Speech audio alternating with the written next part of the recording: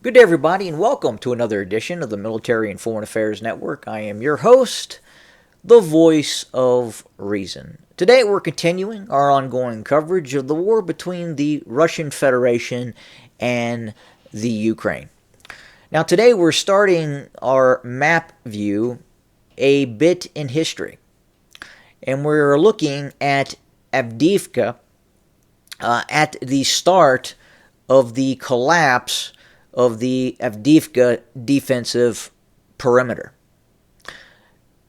Now, we also want to have a look at how the media is reporting on this conflict. Recently, meaning the last 24 hours, Zelensky, the current president of Ukraine, had announced casualties, specifically killed in action numbers. Zelensky reports that essentially 31,000 Ukrainian soldiers have died during the course of the conflict. Now, unfortunately, here in the West, we are not seeing a lot of pushback on the accuracy of those numbers. U.S. intelligence has much higher estimates, as do media organizations around the world. Yet we're not seeing a lot of pushback in terms of investigative reporting about those announced numbers. Now, Avdiivka. And then we compare and contrast the failed Ukrainian summer offensive. Now, we know now that the Ukrainians have angered Washington, D.C. by not sticking to an original plan laid out by the Pentagon, in which all Ukrainian forces would be focused just south of Kharkiv with the goal of driving south and seizing control of Tokmak. That did not occur. The Ukrainians were barely able to penetrate the first line of Russian defenses. This area specifically that the Ukrainians and the Pentagon handlers had selected was because this area was not as well fortified as some other areas. And they felt that they could make a breakthrough, the Ukrainians, and effectively drive south, hopefully seizing control of Tokmak and then driving further to the south, possibly to the Sea of Azov. Obviously did not occur. Now, on the flip side, the Russian offensive to seize control of Avdiivka. Essentially, Avdiivka is and was one of the most difficult nuts to crack because of the level of fortifications in and around Avdiivka. First off, it is a small city. You have urban areas, you have industrial areas, and you have civilian areas in this town, all of which had been very well fortified by the Ukrainian military. Now let's move forward and watch what exactly has occurred since the 1st of February. Here we go.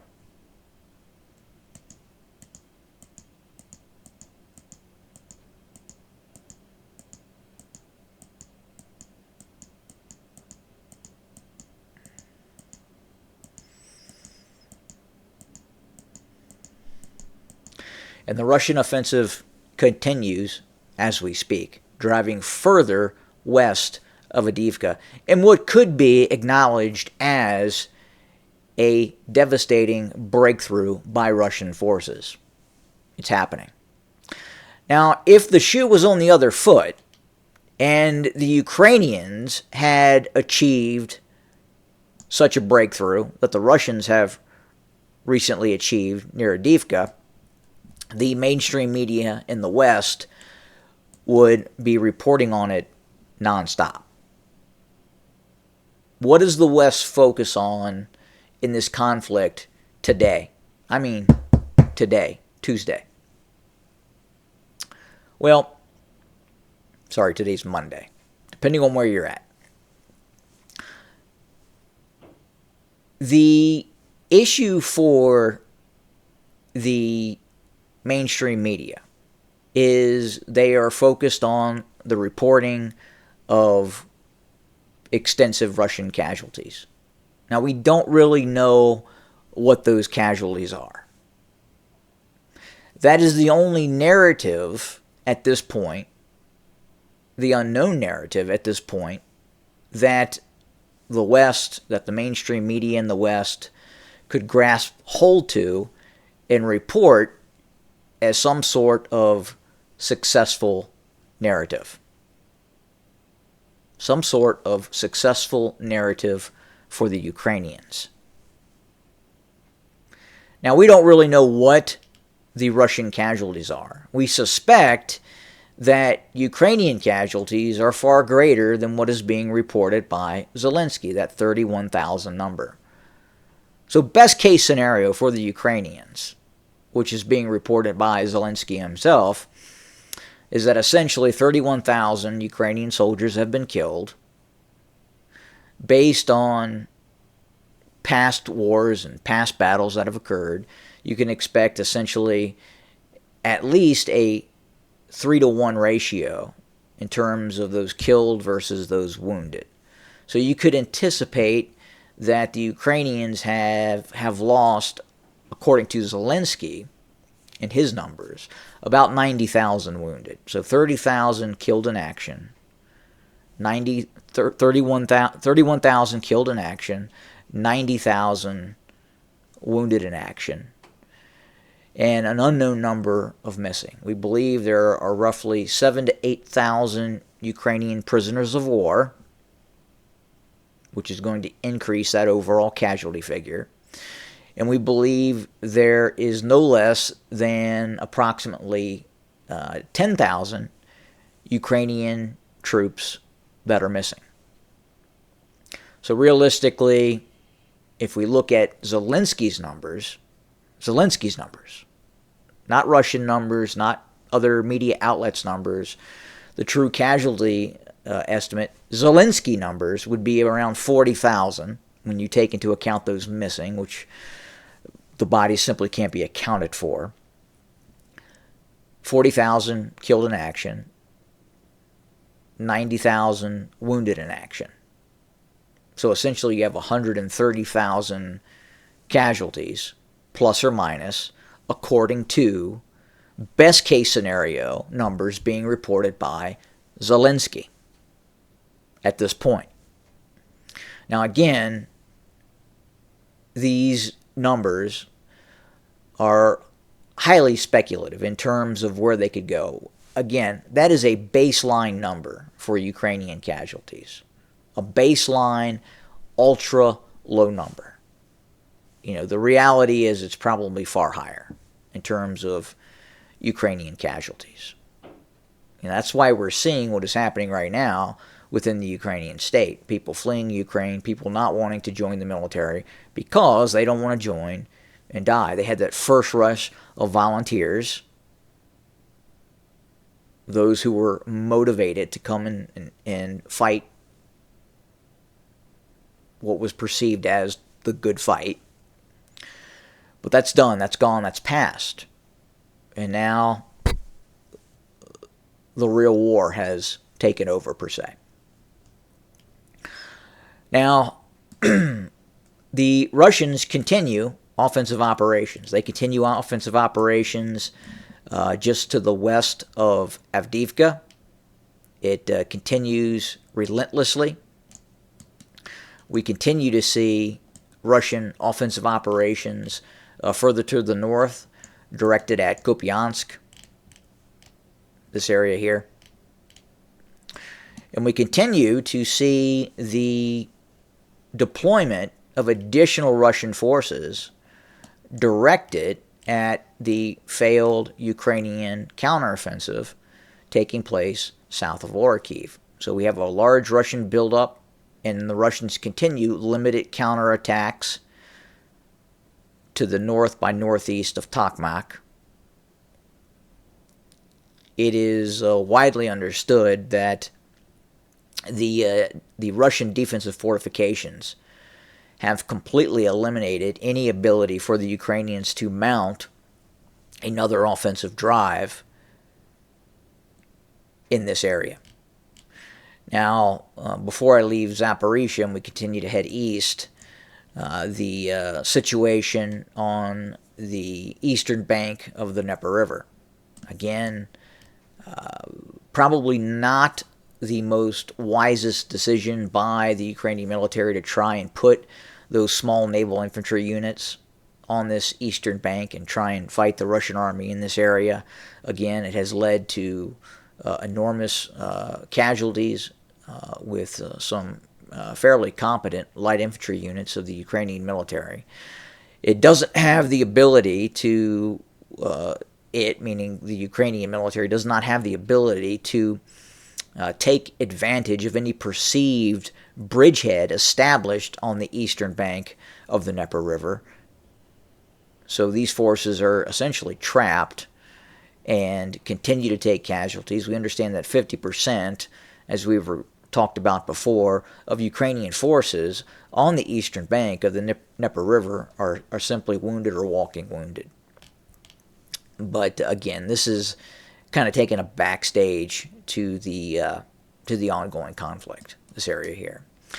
Now, we are continuing to see the Russians launch offensive operations west of Avdiivka. They continue to take territory. They continue this fairly slow and monotonous drive west. We continue to see Russian forces launching attacks within the vicinity of Kupiansk. It's very apparent now that the Russians look to seize all territory, at least the initial objectives, are all territory east of the Oskil River. And that would include areas such as Kupiansk and these cities and towns as we move south on our mapping system here. And remember, all this territory was at one point under the control of Russian forces. Now, the big prize for the Russians are multiple targets. Obviously, Kupiansk is a short-term goal, followed by a possible summer offensive, which would target Sloviansk, Kramatorsk, not to mention targets such as Orikhiv, and maybe even a renewed push towards Volhodar as well. Now, we don't believe the Russians are looking to stop this conflict until at least Kharkov is taken. And the Russians are starting preparatory activity for a renewed drive against Kharkov or Kharkiv, however you wish to pronounce it. Now, this war is changing. War goals are changing. I think the West is now taking a hard look at what is possible and what is impossible for the Ukrainians to achieve. Because look, there is a dollar figure that simply becomes unacceptable for the West. Whether you like it or not, the West, the United States, does have a dollar figure in which it will exceed what the United States is willing to invest in this conflict. And at the same time, the United States also has to be concerned about its dwindling stockpiles of some weapon systems and, more importantly, ammunition, such as 155 millimeter artillery rounds. Now, what are the Russian goals? Well, again, as I'd mentioned before, that is changing. I believe at the start of this conflict, it would have been possible that the Russians may have been okay with a regime change in Ukraine and some sort of agreement in which it would never be possible for the Ukrainians to join the North Atlantic Treaty Organization, and the acquisition of some territories in the east, which the Russians have taken. I think the Russians are reevaluating that. I don't believe at this point the Russians see the Ukrainian state as a viable entity that can exist and not put Russian security in jeopardy. From the Russian perception. I know those hearing this in the West have this perception, well, the Russians invaded the Ukrainians. What do the Russians have to fear from the Ukrainians? Well, again, this is where history comes into play, and we've talked about this before. We've talked about hypothetical starting points of World War II, starting in Ukraine versus in Eastern Poland, for instance. Quite a bit different. Not having the Dnieper River as a defensive barrier is very sour to the Russians. Not to mention, most people in eastern Ukraine are in fact Russians. And it could be argued that most people in Ukraine are in fact Russians as well, as they speak Russian, not Ukrainian.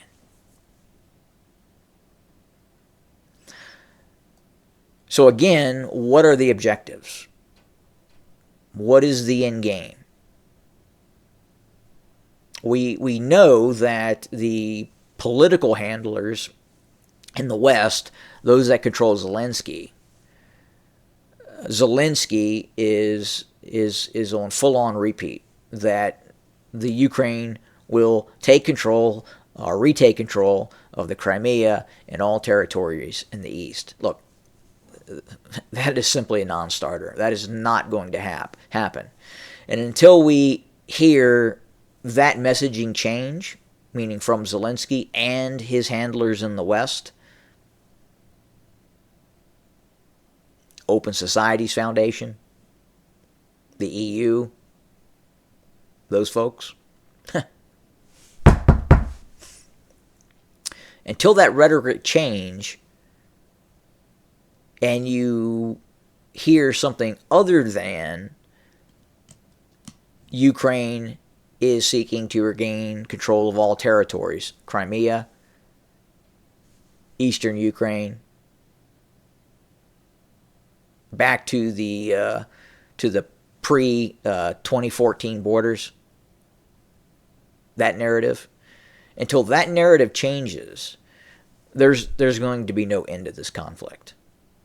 Now, once you start to hear that narrative change, where either Zelensky or whomever is in power in Kiev is open to dialogue about territory in the east and the Crimea, which again, the Russians have a great deal of validity to possessing Crimea.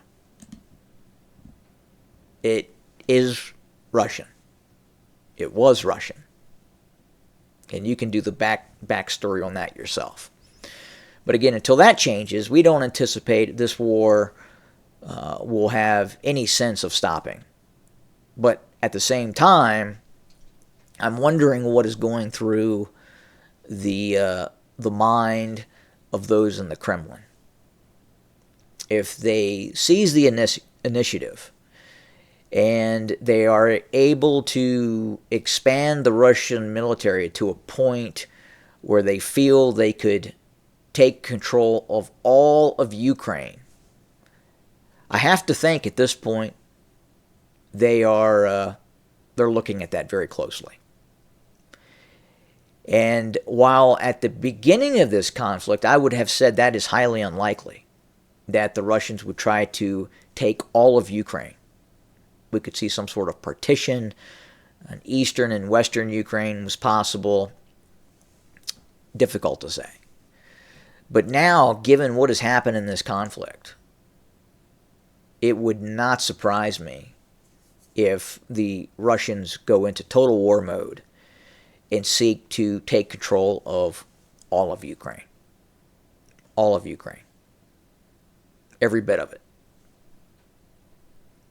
I would say at this point that is not outside the realm of possibility, especially if we start to see the Ukrainian military start to collapse. And there are signs right now, today, that is starting to happen. So we'll continue to watch things very closely. Thank you for joining us. More to come very soon. As always, have a good day.